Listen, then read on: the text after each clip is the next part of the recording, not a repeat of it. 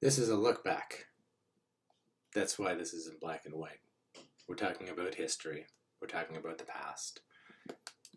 In this look back, we're going to talk about Glory and Hogg Publishing. It's going to be kind of business and design oriented. It may be boring. I mean, it's in black and white. But it may be less boring if you regularly pledge on Kickstarter. You're a small business. You want a one-day Kickstarter game. Or you have Kickstarted a game and want to hear how one of your fellow creators got it done and broke even with some hope for the future. Okay.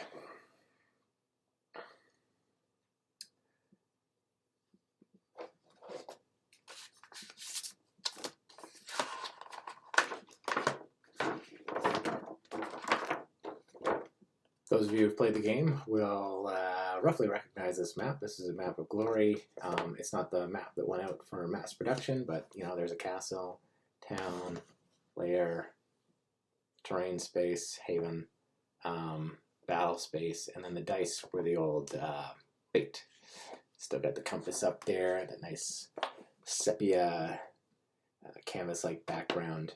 That I'm kind of proud of. I made that in Photoshop after downloading some free, no copyright infringement icons and existing brushes. So if you want to prototype a game and you don't want to spend much money on it, but you still want it to have some artistic merit, not just text on cardboard, then think about Photoshop and think about pre-made brushes, like the mountains was a pre-made brush there, and free icons. They do exist out there. There you go. If you only listen for 2 minutes and 15 seconds, you get one tip. All right, so we're going to go through design here. I have a lot to say. I tried recording this already a couple of times unsuccessfully. So I'm pretty wrapped and ready to go. Apologies if I speak quickly. We're going to talk about the design process from a practical point of view, using Glory for our examples in Hogg Publishing. And then we're going to go into a section I call Cash is King, which is a saying out there in business, and it is true. We're going to talk about your cash flow in the Kickstarter. And this will give you comfort if you've already done it to see somebody else's idea of cash flow. And it'll give you comfort if you've never done it and you're like, I should be able to make it work, but how does it actually work? How much cash do I need beforehand? When does it go away? How much does it really cost? What are the hidden costs? Starting with design. All right. This game started in 2005, and I made a pretty good version of it, sent it over to Steve Jackson Games, actually. And they thought it was really good. Went through some really good play testing there down in Austin, Texas. I was living in South Ontario, Canada at the time. Guelph. And eventually Steve Jackson, I got lots of positive emails, and then eventually Steve Jackson gave me the big fish, this one got away email. It would compete with what they already have on the market. So for that business reason, they didn't take it, and I left it alone until I kickstarted it last year in 2019. 14-year hiatus, no big deal. So, I don't know. Maybe Google an inspiring quote on persistence or something. Because it can work out over the long haul. All right, design process. Idea is where it starts. First phase, idea instantiation, then goal, philosophy, insight, meaning, testing, disconfirmation, pace, and tangibles. And then in overtime, after your game gets out there, stress test, insight, and review. Got all that? Okay, great. Let's start at the beginning again. Idea. You got to have an idea. Where do you come with an idea? Oh, it doesn't matter. What's that? Philosophy? Where do ideas come from? Where do thoughts come from? Don't worry about it. Write some stuff down before you go to bed for an hour. When you wake up for an hour, do that a couple of times. Have an idea. Then instantiate it. That's where your idea becomes something dumb into something smart. You know, get into a Word document, a Note document, write out all the materials. For me, it was, 30 fake cards, 30 goods cards, uh, 8 quests, 8 layers. There was 9 eventually. Write the rules, write the battle rules, write the characters up for Glory. See how they all fit together. And I want one of the characters to be a warlock. Okay, so what does that mean? That's his ability. I like that, but that makes it broken in these circumstances. Go change those circumstances, and then do that about about an infinity number of times, and you've got a first draft. It's going to take some time. I took 2 weeks off of work. It was about 80 hours to make my first prototype, including photoshopping something and writing out all of the text and then formatting them into something I could print on cardstock or at Staples. This is in 2005. It's not all the same resources there are for independent designers that there are now. But even now, expect it to take a long time. If there's one theme that I want in this is that no matter how much you love a thing, if you turn it into work, be prepared to work. Idea instantiation. Then you need a goal. But what I mean by goal is that you need some kind of guess as to why it is valuable to the market. So I had been a big Dungeons & Dragons player up to that point, and people who play Dungeons & Dragons, you really get to love the game, And when some people can't make it, you have a great itch and a craving that you don't get to scratch. Well, if Dungeons & Dragons is crack, I said, let me develop the morphine. If you can't have the real thing, play my game. It is good to try for a modest goal. Yeah, I've never made a game before. I actually wanted to make a role-playing game, but I was like, that's got to be a pipe dream. I can't see why I wouldn't be able to do it, but let's make a game first. I mean, come on. So have some modesty in your goal. I really believe that there are 2 sides to happiness. Trying really hard and lowering your expectations. And that second one, although cynical and funny, is true. I mean, it's a version, being grateful for what you have is a version of that. So do that with the goal of your game. Even the Beatles, who was the first megastar rock band ever, their original goal was to be a good little band, in their own words. So you're going to need a goal. For me, it was the fit in the market. What guides me is the image of people not being able to get their D&D group together, and whoever can come together can play this game and really enjoy their fantasy fix. Philosophy. What's your insight? What's your maybe it's a gimmick in the game. If it's a kid's game, those are like notoriously gimmicky, like pull gummy worms out of a fake face from its nose, and that's the whole game. It's just a gimmick. That's your insight. That's hilarious to kids.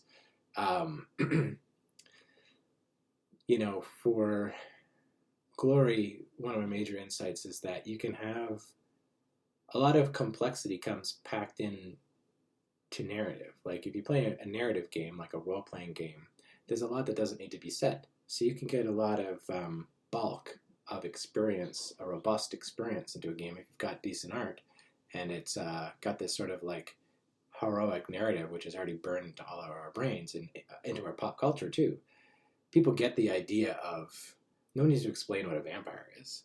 You see a vampire movie, it's like, okay, if you had to see a vampire movie make a vampire movie in 1962, you guys spent half the movie developing the premise and everything. Nowadays, like you couple images and okay, this is like Anne Rice style modern day vampire, blah blah blah blah. Let's go. So to a degree, I thought that you could secretly get away with much less rules than it looked. So that was kind of my insight, my starting philosophy. And then you need a meaning, something artistic, something highfalutin, something inspiring to you, something that's better than just cool. Something that really you might miss on. Something that you want to get across artistically that's ambitious. And for me, it was the concept of glory, the no guts, no glory thing. I thought that if you had to retreat yourself So there was no amount of luck that could eliminate you from the game. But if you were neurotic and impulsive and couldn't control yourself, you could kill yourself off. And just the small mere experience of retreating from that goblin that you should be able to beat, but cannot, exercises some pain, some self-control. That to me was courage. So it was kind of like this opposite effect of glory, where glory is about just going on, you'd think it's just going on and on and on and battling all of the dragons till to the end of time and never backing down. And what you find when you play is what takes the real discipline and courage is actually to retreat and keep discipline with yourself. And then at the end of the game, it's the classic type of courage. Now that you've gotten to this place, you don't want to lose everything that you gained. Then it is courageous to go after the Naga because someone else is going to win on their next turn, and you only have a 30% chance of winning on this roll, and if you lose that roll, 70% chance your game is over. But 90% chance that guy's going to win on his next turn. So 30% chance is better than 10% by 3 times. So roll and see what happens. Yeah, meaning. So that's the beginning of the process, from idea to instantiation, noting what your insight is that's going to potentially add something to the community of games, having a goal, having a guess as to like what place in the market you could possibly exist in, trying to think of like what is something deep, even if nobody ever gets it. I really think that it's a little bit of fairy dust in all of us that you only get to sprinkle on the game you're designing if you try to conceive of it having some deeper meaning. Then you get on to testing. Testing is very important. It is very important. Okay, and this is where some of the work comes in. This is not all fun and games, despite the fact that your business is fun and games. Disconfirmation. I think a lot of us know now what confirmation bias is. Confirmation bias is when you easily find evidence for what you believe to true is true. So in testing, you're looking for disconfirmation. So for instance, I'm working on some new material under the Hogg Publishing brand, which I'm not ready to reveal yet, but I got things into a place after a few tests that I thought was good. So then I challenged it. That's the fun part. The not so fun part, emotionally, the one that requires the same self-control as retreating from the goblin in a way, is you bust the limits of what worked. So you had what worked, and then you challenge it. You're like, I don't think I can go farther than this with this concept. Then when you get it to a good spot, not before then, you then take it too far, or something you think is really, really fun and is the real secret sauce on what's making things fun, take it out. Those are 2 examples of things you could do to disconfirm. Play it again without that, and decide, is it less balanced? Is it less clear? Is it less fun? And once you go, it is less fun and less clear, or less clear, then you are able to rationally, and not just guess and have confirmation bias, you now know that the previous addition that you had made, it was correct. Its assumptions were correct. And that's a hard thing to do. It means extra testing beyond getting it to a decent seeming place. Or what you could find is that, the previous game, you thought your ideas were making it good. Actually, there was somebody who's like a really good board game player who's always making things fun for everybody. And that was the difference. Not your game decision. That's why these things take time. Or it could be that you push the limit and it turns out, even though it's wackier and seem like it would create too much variance and luck in the game, everyone loves it more. It's better. Or it's not core to where your heart was with what the game should be, but you look at it and you're like, oh well, this is way funner. Let's keep going in this direction. So disconfirmation, looking for disconfirming evidence. Pacing, you don't want it to draw out too hard. I have a roll and move game, which is not in vogue, but back to meaning and insight.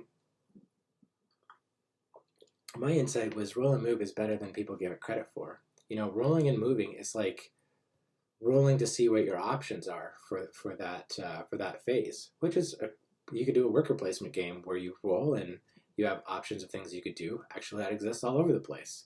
Well, roll and move does the same thing. Instead of a table, you have a map, and it's like, oh, I can do a fate space, I can look at a layer card, or I could go spend 1 health and make it all the way to a town and look at a quest. Those are your options. So, but I didn't think that 5-player, I think, was too bad on pace. And I also like how at the beginning of the game, where your fun comes from is slower. You're collecting things. You're collecting information on quests, collecting information on layers, getting fate cards, especially if you've never played the game before. Fates seem safer than you read them. They're kind of delightful. You're like, okay, I'm getting something out of the game. Battle cards, you're like, I don't know, battle well enough, I'll just try it. Okay, that's way too hard for me, but I saw the art. I'm going to go buy gear. Kitting up is always fun. I mean, everybody who plays Dungeons and Dragons knows that getting gear is fun. And then later in the game, it's epic. You're trying to go. You might be risking your life at one of these layers. Maybe. So thinking about pace, there should be thoughts on what the use of time is. And I wanted to, that could be where your time estimate comes from. I originally wanted to make a 3-hour game, but then I decided I wanted a wider audience and a 90-minute game. That's all I'll say about pace, but it's something for you to think about. And then intangibles in testing. So this means that everything else I say, if you don't know why one version is better than another, give yourself the license to go with the one that feels better. There's a lot of je ne sais pas, which is French for I know not what. That can give a game character or give it feel, and you will probably discover this. It's not something you can reason out beforehand. Intangible values and fun.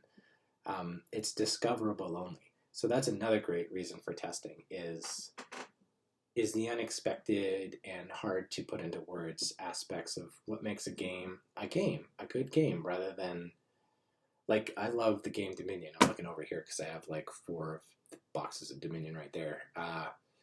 Love the original game. I love Empires. I love Hinterland. I love Prosperity. And then there's other good ones too. And then one came out called Nocturne.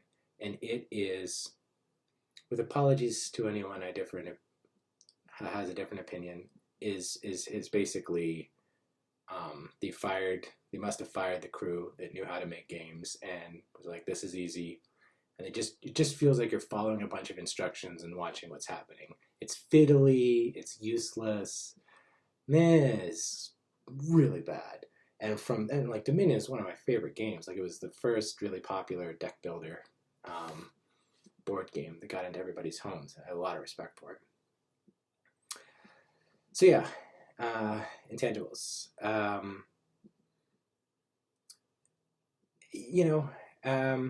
Then you can go into, I'll finish this video by talking about how when everybody actually gets your game after your successful Kickstarter, how that's another sort of type of playtesting that's different.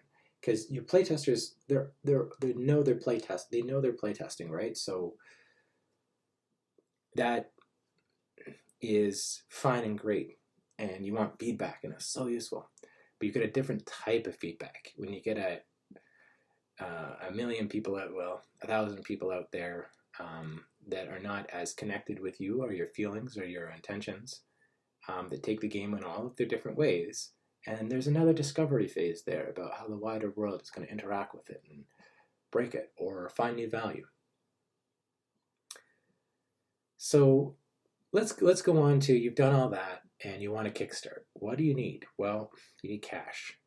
You're going to need cash before your Kickstarter. Don't expect that to give you everything you need, because you need your art first. You need your video first.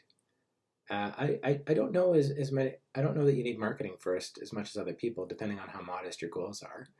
And you're going to need a working prototype because you'll probably want it previewed or some kind of video, even if it's just you and friends, showing that it's existing and a little bit of how to interact with it. So the art can be quite expensive. That scales quite a bit. Materials too. Card game is going to be super cheap. A board game like mine is going to cost a bit more, and then something with miniatures is a whole other ballpark. But your video could cost about the same no matter what. That can easily cost you $1,000. Can easily cost you $3,000, $4,000, $5,000. You need three parts to that: voice, you need music, and you need the actual video. So I'm not going to talk about disclose costs on those things, but you know, art could be $1,000 to $10,000 is a super decent range for a small game, I think. Video, maybe you could do it for, I don't know how you could do it for $500, sorry. You have to look for another video or tell me how. And you might not want marketing. You might want marketing, but my idea is that instead of marketing, the first, I only really broke even on Glory, even though it was I sold 1,400 copies, because it's really about clearing a space for Hogg Publishing. Instead of calling it breaking even, you can say I spent all of that money making a space, a business space, returning the money. There's such a thing as reinvesting your money into a company, or you can. This is like kind of simultaneous.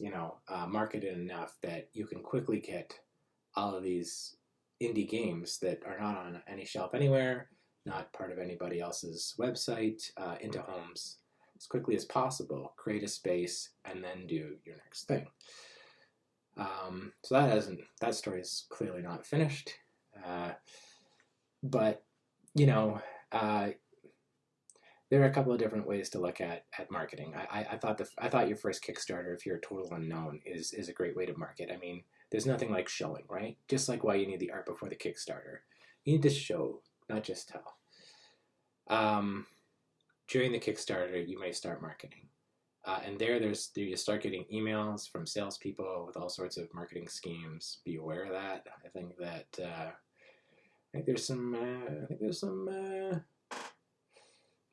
Google Analytics would show that a lot of those are not going to give you many returns. If you're somebody who's in that space and would like to challenge me on that, feel free to email me. But yeah, marketing.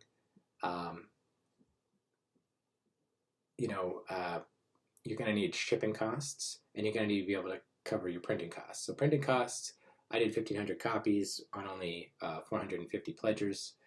I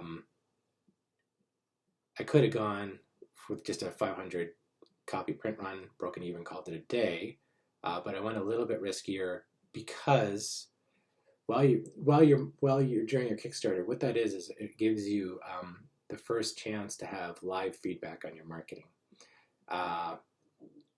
Unlike beforehand, I didn't like it because I wouldn't be able to tell whether it was working. But it's still rough, it's imperfect, but there's way better tools for seeing how well your marketing is working during your Kickstarter. So you can I thought spend some money on that so that you can learn, and then make your choice on volume of your printing afterwards based on how well your marketing is working. So I had some faith that I could figure out the marketing, and that I was able to sell an extra 1,000 copies in the next 8 months or so. So I got 1,500. I didn't go for 2,500 or 5,000 or something like this. Partly because of that thing where it's a first edition. I think it's a really great game. I've seen a lot of people have fun with it. I've had good emails, but I also want to know how it fits in the world. I'm just kind of risk adverse, right? I want to stay relatively modest, see what the reaction is, and go from there. So there's some thoughts on printing. Shipping costs, don't forget about them. Here's one thing that's good to remember if you haven't done this before. Budgeting. Okay, cash flow budgeting. Kickstarter takes 5%. Take another 2.5%-ish for transaction costs. this 7.5% is off of your total pledge amount, including the shipping costs. Okay, so if your game sells for $50, it's not 7.5% of $50, it's the $70 because you're $20 for shipping. So it's going to dig you more than you think. And then when you go to ship, there are some costs that aren't just the $20. You need to spend a few $100s here, a few $100 there, just for the cargo shipments. Timings will be cockamamie because you're just a small business like me, so you're on top of other caravans and you're not the first priority of the project manager. I worked with Quartermaster Logistics, so I definitely was not the first priority for my project manager. Communication is fine. They know how to do the job. Like, they do, 100%. But you are not, you're going to have to remember that you're a small fish in a big ocean. Quartermaster Logistics, though, I'll tell you, I really like their, no matter who you are, if you're a small business, you're going to have to pay for learning. So you're not going to figure everything out. You're going to have to be humble. People are going, oh, well, it's not my fault. It's your fault. You didn't know that. You know what I mean? Or you should have done that earlier. And you're like, okay, put it on my giant scroll of things I learned, right? That's fine. But I think they have a really good guy running the warehouse, Chris somebody. Yeah. So I went with a company that does done a lot of board game fulfillments because I don't know that space and I just wanted to play it safe. That was okay. There's a couple other interesting ones out there, but QML's good. But yeah, there's going to be hidden costs there, and there's going to be a little bit of nuance in how you budget for your costs on the Kickstarter. By the way, companies, I went with Longpack for the game. They were pretty good. I didn't like their quality control phase, but I loved their responsiveness. Very fast responding to emails the entire process through. That is so great. Language barrier, that was bad. That sucked. That caused confusion, and that was the first time doing this, so it was like a little bit of embarrassment here and there because language barrier was added to lack of experience on some of these things was bad. But I was lulled into a little bit of a false sense of security because of how good Print Ninja is. Print Ninja is super user-friendly. They're consultative, they're proactive, they're responsive, they are really, really good, except they're expensive. I could have printed 500 with them or 1,500 from Longpack. And the quality from Print Ninja is renowned. It's really good. In between those two, I was looking at Game Panda Manufacturing. They're user-friendly, but they're not responsive, and their lead times are very long. They're good, and they're popular. They're a big fish printer. I don't know who I'm going to use for my future work exactly, but those three companies just have different offerings depending on your risk appetite and what you need for your particular game and where you're going with the future of your board game company. So that's what I want to say about cash. And then I want to say about the extended process. After everybody gets the game, it gets its limits tested, right? Because if 1 out of 1,000 people is unclear on something or other, all they got to do is put it on a forum. And you're like, well, never heard that before, but nobody ever had a problem with this before. And you realize, even though only 1 out of 1,000 people is playing it, there might be another 50 people who thought it and were like, oh, no, I don't love this, not having clarity on this, but not enough to say anything. So it's really useful when somebody speaks up about it, even if I've had a lot of people who said like, oh, what is X or Y? And then they go, oh, wait, no, I found it. It's still useful to make a decision on whether you could make that pop a little bit more. So I'm insanely grateful for all of the feedback that I've gotten, positive and negative, because it's both tempting to change nothing and it's tempting to change everything. So when you get positive feedback, it's like, okay, this really is good. That's not something I want to think twice about fooling around with. And then stuff you're like, I think that's good. But 2 or 3 people are mildly confused about it. You're like, okay, the logic of it may be right. Mechanically it works. But I could add in some wordage that comforts the reader and cuts off the misinterpretation that sometimes people have. So that's what I've got out of this. So in my next print run, you know what, I can put in a little bit of extra rules language, no changes to the game, in the mechanics and logic. But I have to find out whether that really constitutes a second edition or not, right? Yeah, so I don't know about that part, but anyway, I'm in that review phase right now on the second edition, and I'm working on some stuff. My next video will be about the future of Hogg Publishing. This is this is a 30-minute video, looks like. Black and white 30-minute video, who knew? Well, I said today what I thought would be good for me to know when I started out. So there you go. Might be interesting to a few people, boring to many, but people can self-select. It's not something I'm interested in. Feel I'm gone. So thank you if you're here. I hope this was useful to somebody, and I can't wait to make to the next video about Hogg Publishing's future. Bye for now, everyone.